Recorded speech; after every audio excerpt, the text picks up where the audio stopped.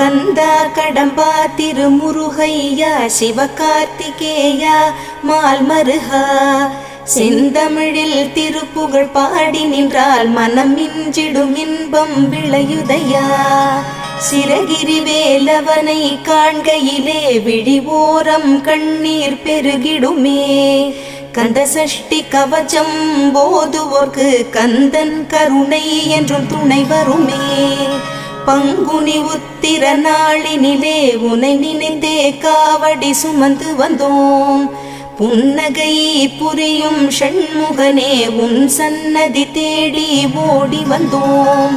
உன் பதம் பணிவது என் தவமே, என் மனதில் நிறைந்திடும் உன்முகமே. ஷண்முக பிரிய குஹ குரு சரவணனே வந்தே இன்னருளை தர வேண்டும்.